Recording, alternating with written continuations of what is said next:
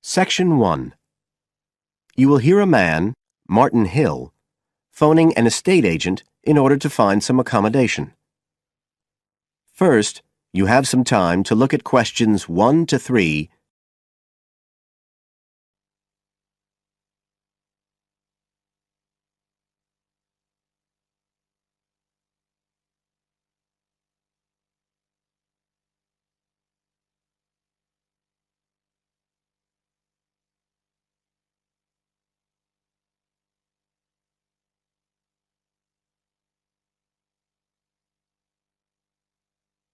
You will see that there is an example which has been done for you. On this occasion only, the conversation relating to this will be played first. Hello, Brindle's estate agents here. How may I help you? Oh, good morning.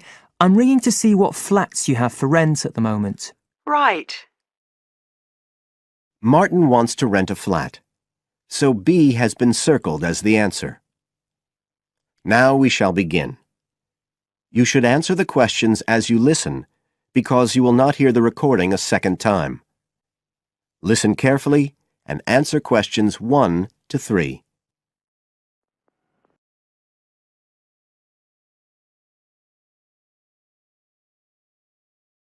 Hello, Brindle's estate agents here. How may I help you? Oh, good morning. I'm ringing to see what flats you have for rent at the moment. Right. Can I start by just taking your name, Mr. Hill. Martin Hill. Right. And are you looking for a flat for yourself or, a family, perhaps? Well, it's for 3 of us, myself and 2 friends. We're going to share together. I see. What about employment? Are you all students? Oh, no, we've all got full-time jobs. 2 of us work in the central bank, that's Chris and me, and Phil, that's the other one, is working for Hallam Cars, at the factory about 2 miles out of town. I'll put you down as young professionals then. And I suppose you'll be looking for somewhere with 3 bedrooms? Yeah, at least 3. But actually, we'd rather have a 4th room as well, if we can afford it, for friends staying over and stuff. Is that with a living room to share, plus kitchen and bathroom? Yeah, that sounds good.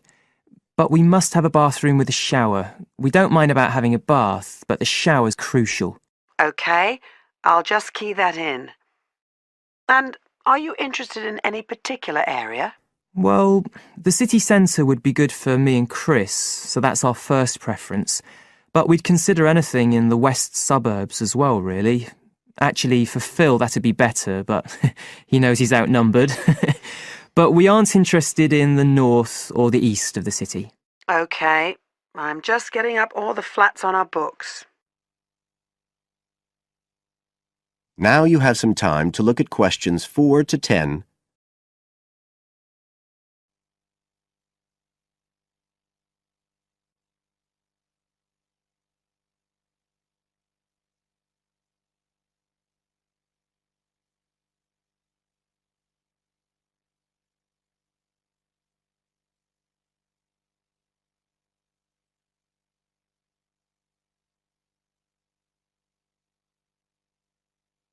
Now listen and answer questions 4 to 10. Just looking at this list here, I'm afraid there are only 2 that might interest you. Do you want the details? OK, let me just grab a pen and some paper. Fire away. This first one I'm looking at is in Bridge Street and very close to the bus station. It's not often that flats in that area come up for rent. This one's got 3 bedrooms, a bathroom and kitchen, of course, and a very big living room. That sounds a good size for you. So what about the rent? How much is it a month? The good news is that it's only £450 a month. Rents in that area usually reach up to £650 a month, but the landlord obviously wants to get a tenant quickly. Yeah, it sounds like a bit of a bargain. What about transport for Phil? Well, there'll be plenty of buses, so no problem for him to use public transport.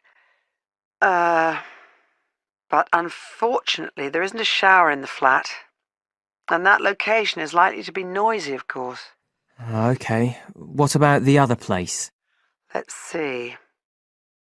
Oh, yes. Well, this one is in a really nice location, on Hills Avenue. I'm sure you know it. This looks like something a bit special.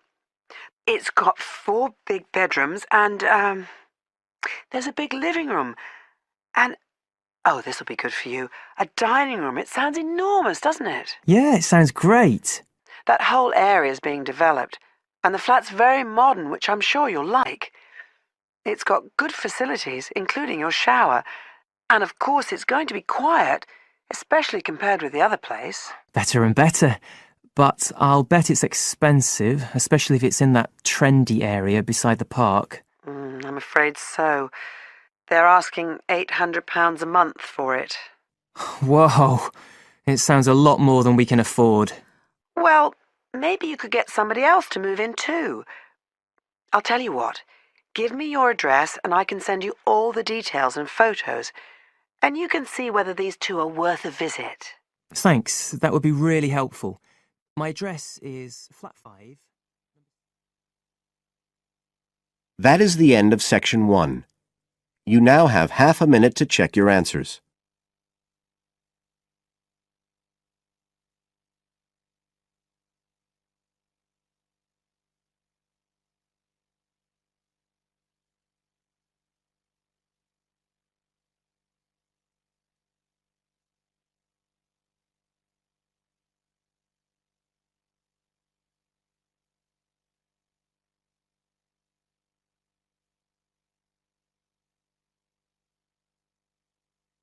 Now turn to Section 2, Section 2. You will hear a tour guide welcoming a group of visitors to the British Library and telling them about the library and what they will see there. First, you have some time to look at questions 11 to 15.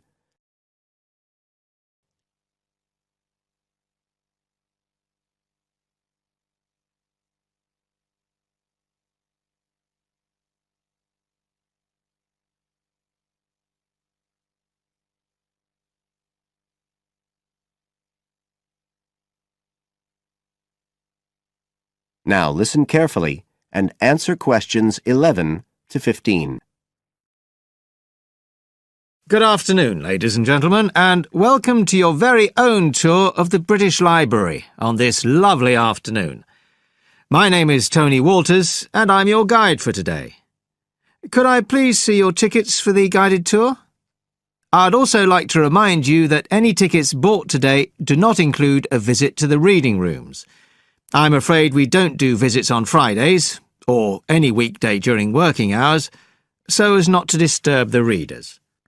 But if you do want to see those rooms, the only day there are tours is on Sundays. So, I don't want anyone to be disappointed about that today. OK? Thank you. Right, we'll start with a brief introduction.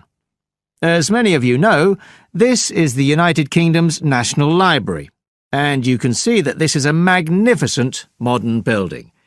It was first designed by Sir Colin St. John Wilson in 1977, and inaugurated by Her Majesty the Queen more than 20 years later in 1998.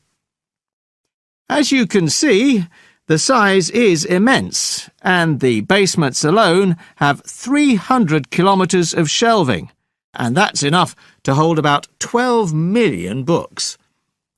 The total floor space here is 100,000 square metres, and, as I'll show you, the library houses a huge range of facilities and exhibition spaces.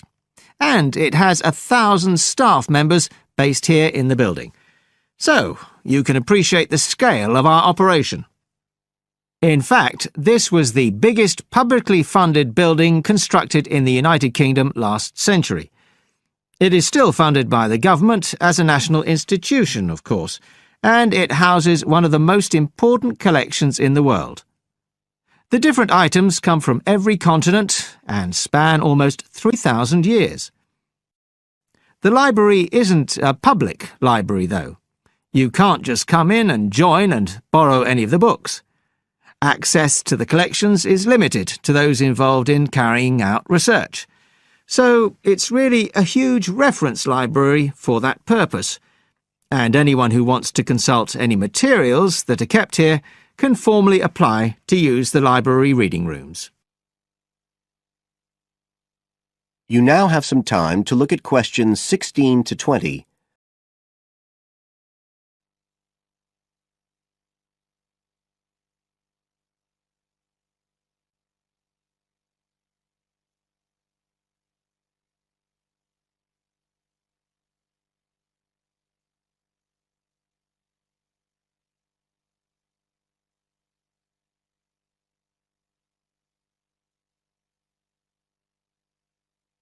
Now listen and answer questions 16 to 20.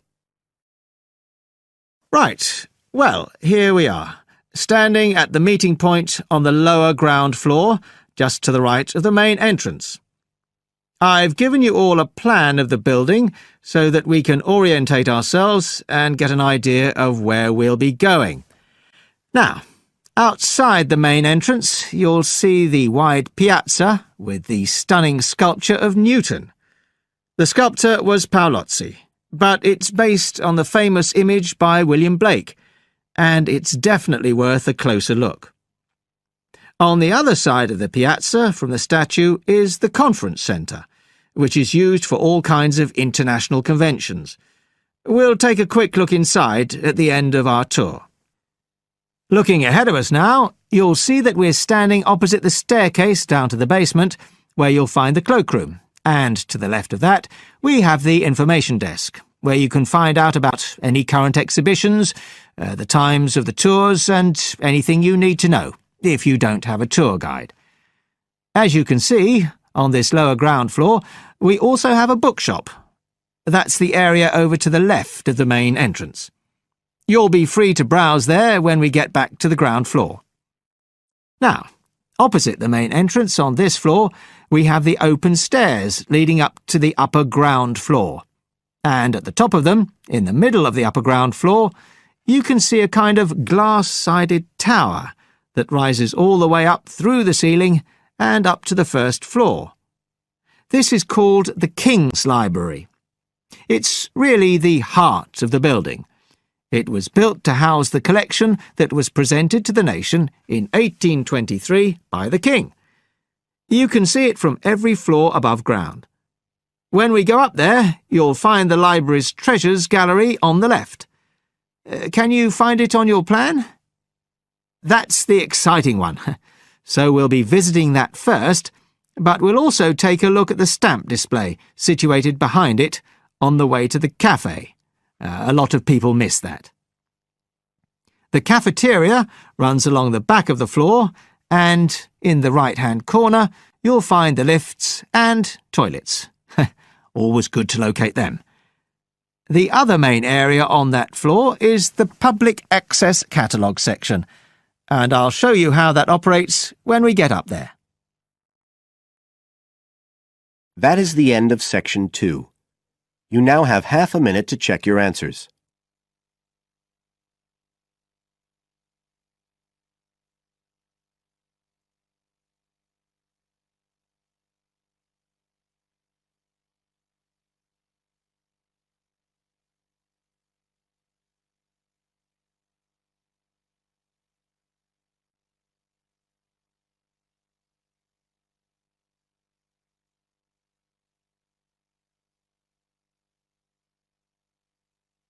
Now turn to Section 3. Section 3. You will hear a conversation between a student, Dave, and his tutor about a project that Dave has done about work placements. First, you have some time to look at questions 21 to 25.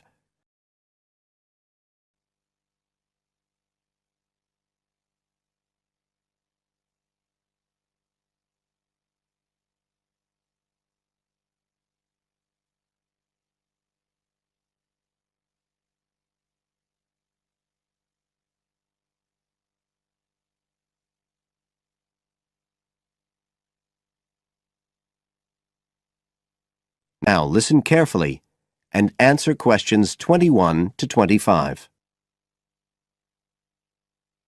Good afternoon, Dave. Come on in and take a seat. Hi, Dr. Green. Thanks. Oh, hang on a minute. I'll just find the first draft of your project paper, and we can have a look at it together. Now, yours is the one on work placement, isn't it? Yeah, that's right. So what made you choose that for your project? Well, I suppose it was because sending students off to various companies for work experience seems to be such a typical part of educational courses these days.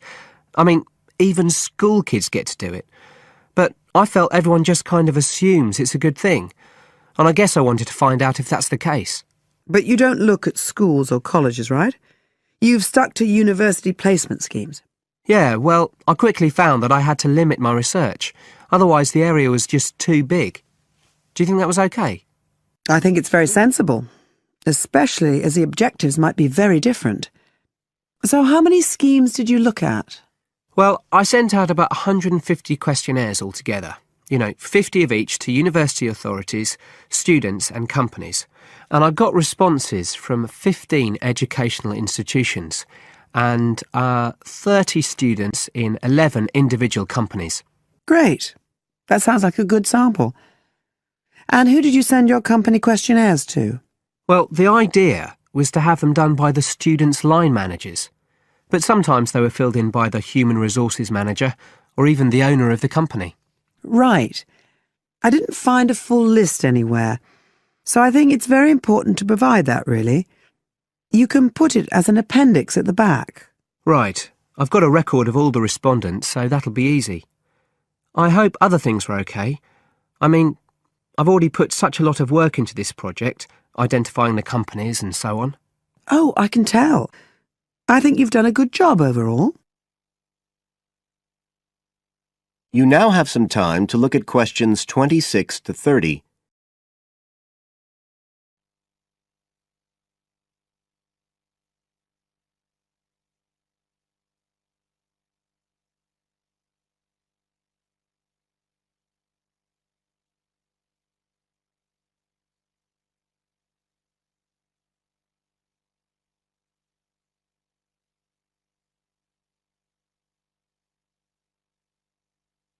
Now listen and answer questions 26 to 30. I thought your questionnaires were excellent, and you'd obviously done lots of background reading. But there were a few problems with the introduction. First of all, I think you need to make some slight changes to the organisation of your information there. At present, it's a bit confused. OK. What did you have in mind? Well, you write quite a bit about work placement in general, but you never explain what you mean by the term. So you think I should give a definition? Exactly. And the introduction is the place to do it. And then, look, you start talking about what's been written on the topic, but it's all a bit mixed up with your own project. So do you think it would be better to have two sections there, like a survey of the literature as the introduction, and then a separate section on the aims of my research? I do. You can include your methods for collecting data in the second section too. It would be much clearer for your reader. Establish the background first, then how your work relates to it. It would flow quite nicely then. Yes, I see what you mean. Anyway, moving on.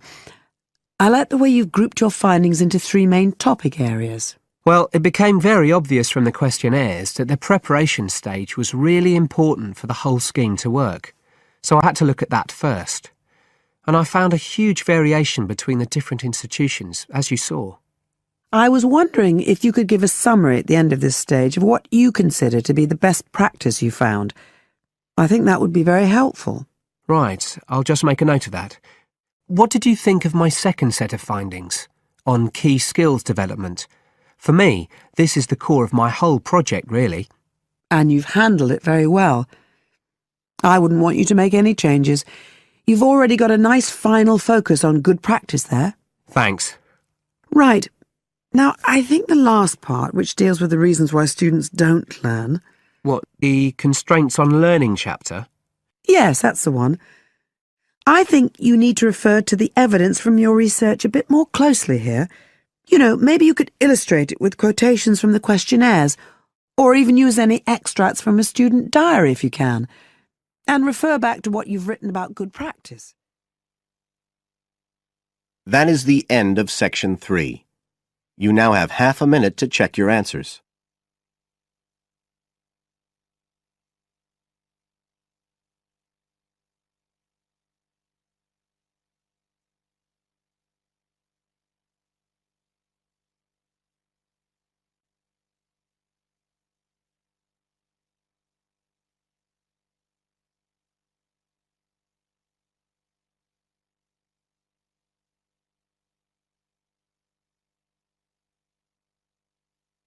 Now turn to Section 4. Section 4. You will hear a part of a lecture about learning and bilingualism. First, you have some time to look at questions 31 to 40.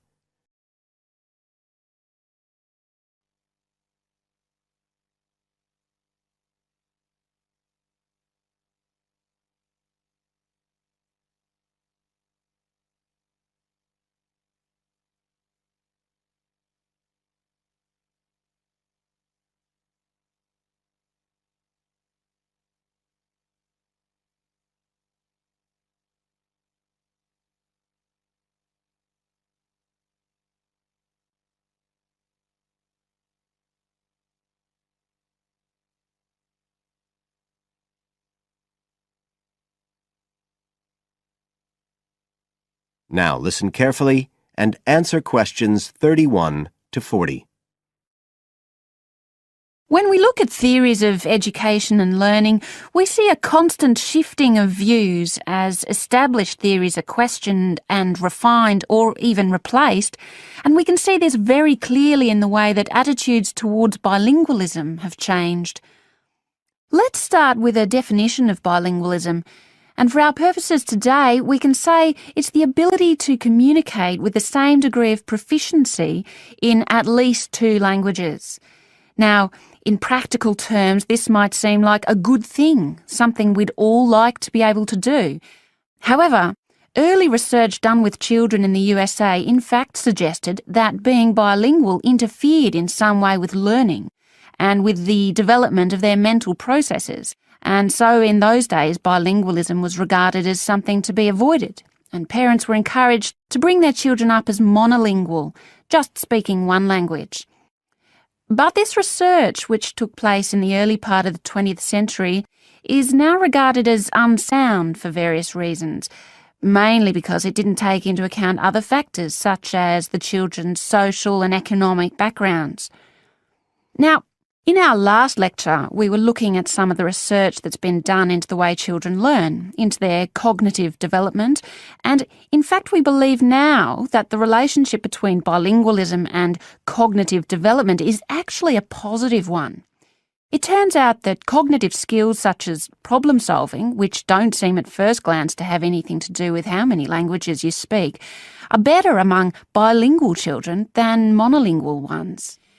And quite recently, there's been some very interesting work done by Ellen Bialystok at York University in Canada. She's been doing various studies on the effects of bilingualism, and her findings provide some evidence that they might apply to adults as well. They're not just restricted to children.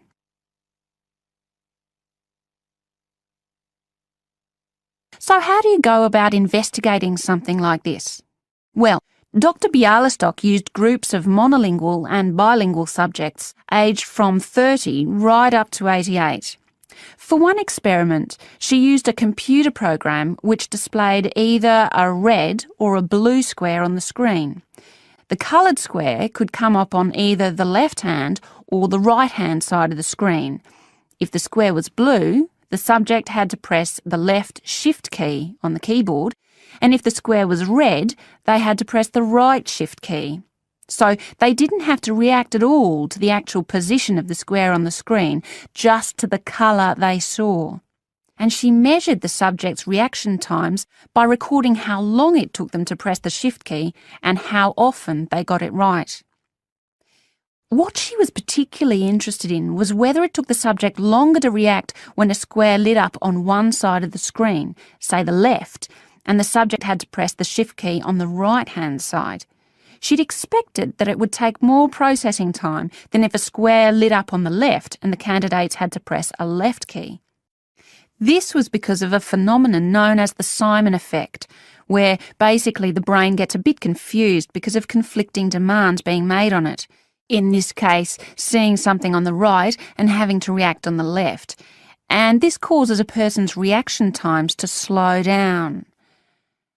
The results of the experiment showed that the bilingual subjects responded more quickly than the monolingual ones.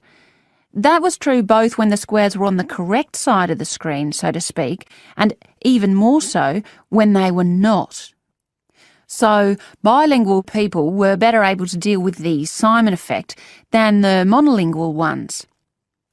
So, what's the explanation for this? Well, the result of the experiment suggests that bilingual people are better at ignoring information which is irrelevant to the task in hand and just concentrating on what's important.